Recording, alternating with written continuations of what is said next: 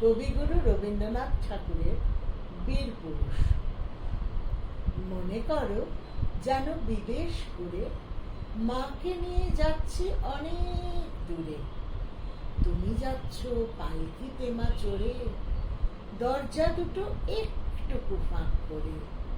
আমি যাচ্ছি রাঙা ঘোড়ার পরে, টক বগিয়ে তোমার পাশে পাশে। রাস্তা থেকে ঘোড়ার খুঁড়ে খুঁড়ে রাঙা ধুলোয় মেঘ উড়িয়ে আসে। সন্ধে হলো, সূর্য নামে পাটে, এলেন যেন জোড়া দিঘির মাঠে। ধু ধু করে যেদিক পানে চাই, কোনোখানে জনমানব নাই। তুমি যেন আপন মনে তাই ভয় পেয়েছ, ভাবছো এলেন কোথা। আমি বলছি ভয় করো না মাগো, ওই দেখা যায় মরা নদীর সোতা। চোর কাটাতে মাঠ রয়েছে ঢেকে, মাঝখানেতে পথ গিয়েছে বেঁকে। গরু বাছুর নেই কোনোখানে, সন্ধে হতেই গেছে গায়ের পানে। আমরা কোথায় যাচ্ছি কে তা জানে, অন্ধকারে দেখা যায় না ভালো।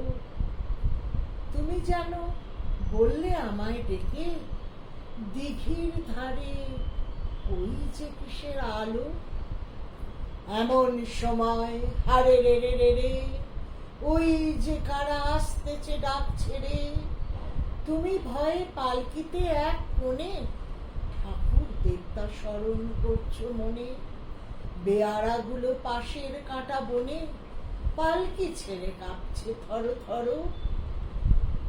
আমি যেন তোমায় বলছি ডেকে, আমি আছি, ভয় কেন মা করো। হাতে লাঠি, মাথায় ঝাঁকড়া চুল, কানে তাদের গোঁজা জবার ফুল। আমি বলি দাঁড়া খবরদার, এক পা কাছে আসিস যদি আর।